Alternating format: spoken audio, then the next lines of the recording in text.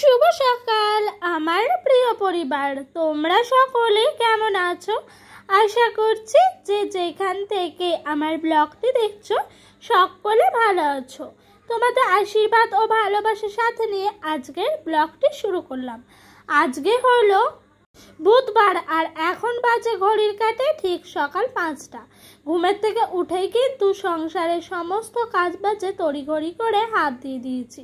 তো ওই দিক দিয়ে আমার কিন্তু ঘরের সমস্ত বাসি কাজগুলো শেষ হয়ে গেছে। যেমন ধরো ঘর ঝাড় দেওয়া, তারপরে ঘরে মারুলি দেওয়া, এই সমস্ত কাজগুলো করলাম। তুলসী মঞ্চটাও লেপে নিলাম। এই দিক দিয়ে চলে আসলাম ঝটপট করে উঠানটা সুন্দর করে ঝাঁট দিতে। আর জানো তো উঠানের মধ্যে এখন সেরকম কিছুই পড়ে না, ওই যে সমস্ত তোমার নিম গাছের পাতাগুলোই পড়ে। নিম গাছের পাতাগুলোই তো এখন ঝরে, অন্যান্য গাছের পাতা এখন আর ঝরে না, ওগুলো বসন্তকালে। কিন্তু এই নিম গাছের পাতা দেখি বছরে 3বার করে ঝরে। তাই জানো তো নিম পাতাগুলো ছোট ছোট হলেও ঝাঁট দিতে একটু কষ্ট হয়। তো যাই হোক, এই দিক দিয়ে পাতাগুলো একেবারে জড়ো করে এই জায়গায় রেখে দিচ্ছি। তারপরে ঝটপট করে চলো ওই দিক দিয়ে ঝাঁটাটা ধুয়ে নিই। আর জানো তো বন্ধুরা, বাড়িঘর পরিষ্কার পরিচ্ছন্ন রাখতেই না আমাকে একটু সূর্য ওঠার আগে কাক ভরে উঠতে হয়। তাতে করে কিন্তু সংসারের সমস্ত কাজগুলো পরিপাটি করে করতে পারি।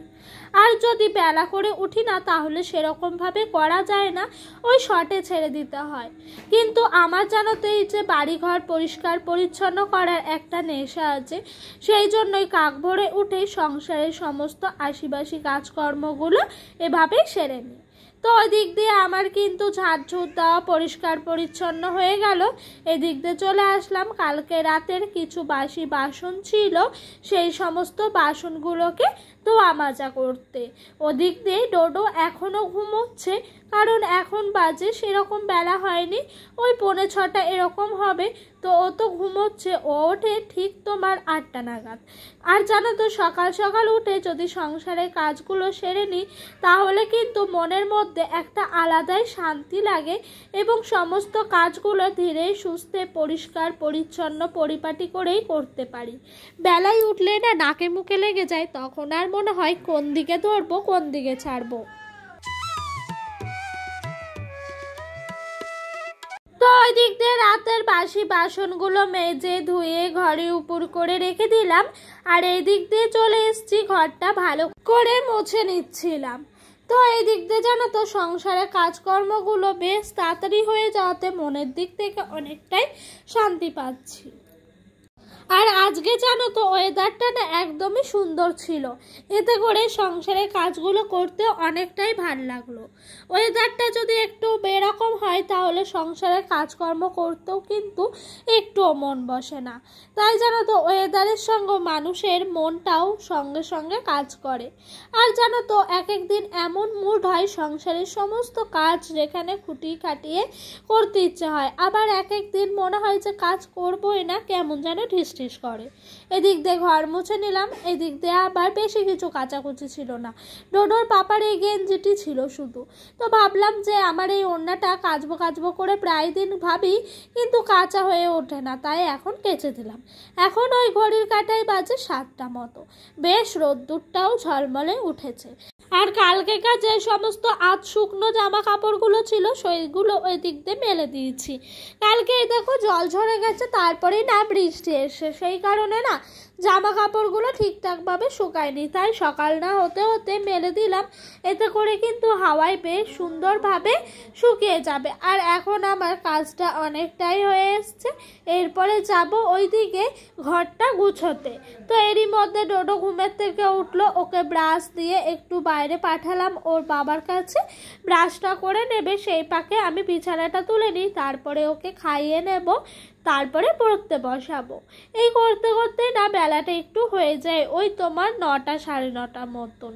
তো এদিক দিয়ে আবার জানলা টালনা খোলারও ব্যাপার থাকে, সেগুলোও কিন্তু কমপ্লিট করে নিচ্ছি। আর জানো তো বন্ধুরা, এরকমভাবে একা হাতে সংসারের সমস্ত কাজকর্ম কিন্তু পরিপাটিভাবে গুছিয়ে করতে হয়। তো এরকম সংসারের কাজের ফাঁকেও যখন একটু সময় পাই তখন না বসতে ইচ্ছে হয় না, তখন মনে হয় যে বাড়তি কাজগুলো করতে। তো এই দেখো ফাঁকা পেলাম একটু সময়, ডোডোর পাপা আজ কন্ট্রোলে গেছে, তো ওকে পাঠিয়ে দিলাম কন্ট্রোলে। তো ওই দিক দিয়ে কিন্তু আমিও বসে আছি বলে ভাবলাম এই শলা কাঠিগুলো চেঁচে নিই, এতে করে কিন্তু আমার হাতের কাজটা অনেকটাই এগিয়ে থাকবে। তো বললো ওই দিক দিয়ে তোমার রেশনটা তুলে যাবে সবজি বাজারে, আর সবজি বাজার যতক্ষণ না আনবে ততক্ষণ তো আমি রান্না বসাতেই পারবো না, তাই টুকিটাকি এই সমস্ত কাজগুলো থাকলে করে নিই। তো এখানে এই কটা পাতাই দেখলাম শুকনো আছে আর সমস্ত ভেজা, সেই জন্য এই কটা নিয়েই ছাড়াতে বসলাম। আর ওই দিক দিয়ে যাবো, এই পাতাগুলো ছাড়ানো হয়ে গেলে একটি আসন বোনা শুরু করেছি, ওই আসনটি একটু কমপ্লিট করে নিতে। তো এই দিক দিয়ে সংসারের সমস্ত কাজগুলো যখন হয়ে যায় তখন এত শান্তি লাগে না, কি বলবো জানো, তোমাদেরকে বলে বোঝানোর মতো নয়।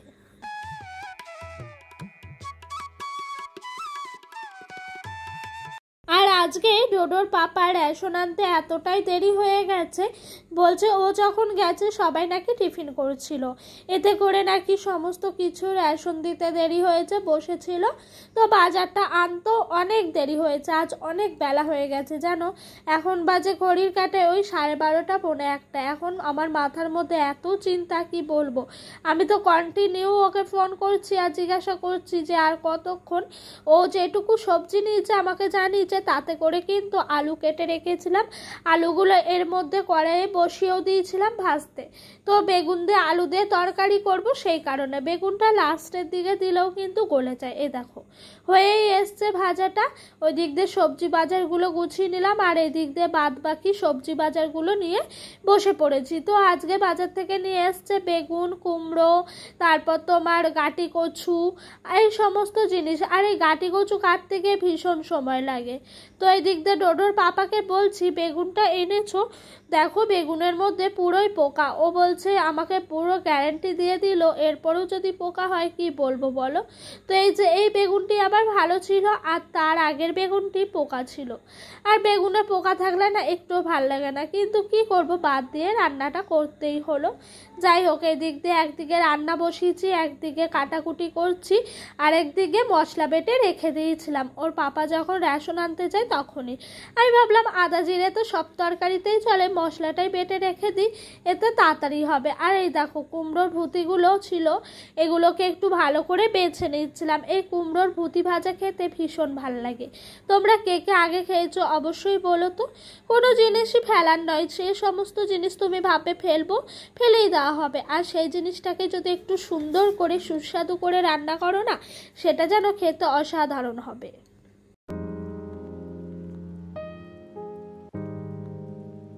তো এইভাবেই জানো তো সংসারের রান্না কাজ, বাড়তি কাজ, এগুলো একটু বুদ্ধি করে করে একা হাতে সকাল থেকে উঠেই সারি। তো যাই হোক, এই দিক দিয়ে আমার মশলাটি কষানো হয়ে গেছে, তারপর আবারও একটুখানি জল দিয়ে দিয়েছিলাম, তারপরে আলুগুলো সিদ্ধ হলো, তারপর পরিমাপ মতো জল দিয়ে তরকারিটা করে নিচ্ছি। আর এই বেগুন আলুর তরকারিটি আমাদের বাড়িতে খেতে সবারই খুব পছন্দের, তবে শ্বশুরমশাইয়ের অ্যালার্জি বলে উনি আবার খান না, তার জন্য ওনার জন্য আবার আছে তোমার গাটি কচু দিয়ে শুধু একটু দম মতো করবো। আর ডোডোর জন্য ওর স্কুলের ডিম আছে। যেন তো সংসারটা যত পারি বাঁচিয়ে রাখার চেষ্টা করি, যতটুকু পারি সাশ্রয় করারই চেষ্টা করি। এই যে এদিক দিয়ে এবার কিন্তু কুমড়োর ভুতিগুলো রান্না করব। চলো এই রেসিপিটা আজকে তোমাদেরকে শেখাই। তো এই দিক দিয়ে তোমার কুমড়োর ভুতিগুলো রান্না করার আগে প্রথমে কুচি করে রাখা পেঁয়াজগুলোকে কেটে দিয়ে দিয়েছিলাম তেলের ওপরে। অবশ্য আমার তেলটা অনেকটাই বেশি দেওয়া হয়ে গেছে, তোমরা অনেকটাই কম দিও। ওই কুমড়োর ভুতি তো নরম জিনিস, অনেকটা থাকে প্রথমে, কিন্তু তারপরে অল্প হয়ে যায়। আর একটু কুমড়োগুলো বেশি করে নিয়েছি, ডোডোকে ভাতের সাথে একটু কুমড়ো খাওয়াবো, তো একসাথেই করে নিলাম, যেহেতু অনেকটাই বেলা হয়ে গেছে, দেরি হয়ে গেছে, সেই জন্য। ওই দিক দিয়ে আবার কাটে ভাতটাও বসানো ছিল, একদিকে কাঠ ঢোকাচ্ছি, একদিকে এই দিক দিয়ে ঘরে রান্না করছি। তো ওই যে মশলাটি আগে বাটা ছিল বলে অনেকটাই সেফ হলো, জানো রান্নাটা আরও তাড়াতাড়ি করে এগিয়ে গেল। কাটাকুটি বাটা থাকলে রান্নাটা অনেকটাই হয়ে যায়।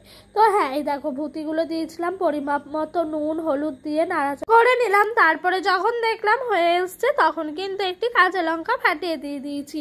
আর এটা দিয়েই যেন তো গরম ভাত যেন এক থালা খাওয়া হয়ে যায়। অল্প সময়ের মধ্যে সুস্বাদু একটা রান্না হয়ে গেল আমার। তারপরে চলে গেলাম একেবারে তোমার রান্না করতে গাঁটি কচুর তরকারি।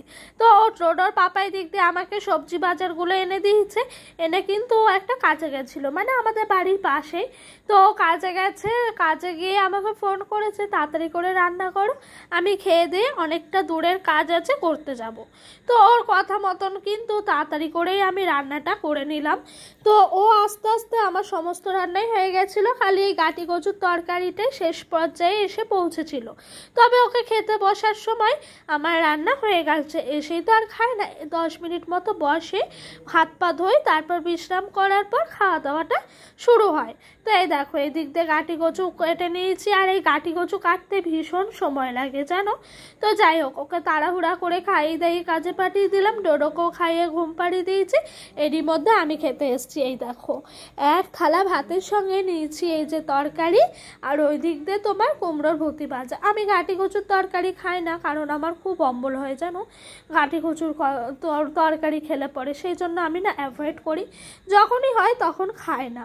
খাওয়া দাওয়া করে রেস্ট নিলাম। তারপরে ডোডোর পাপা আসলো, মেলায় গেছিলাম, ভীষণ মজা হয়েছে। আর আমাদের এখানে এই যে মহিষমর্দিনী মেলা, এই মেলাটি চলবে তোমার 15-20 দিন অবধি। তো এই দেখো এই রাস্তাটা হলো মা মহিষমর্দিনীর পেছনের রাস্তা। আর এইদিকেই কত দোকান, সারি সারি এত দোকান বসেছে কি বলবো। তো ডোডোর পাপার পছন্দের খাবার মথুরার কেক, দুজন মিলে দুটো নিয়ে নিয়েছি। আমি একটিই খেয়েছি, ওদিক দিয়ে ডোডো আর ওর পাপা মিলে দুটো খেয়েছে।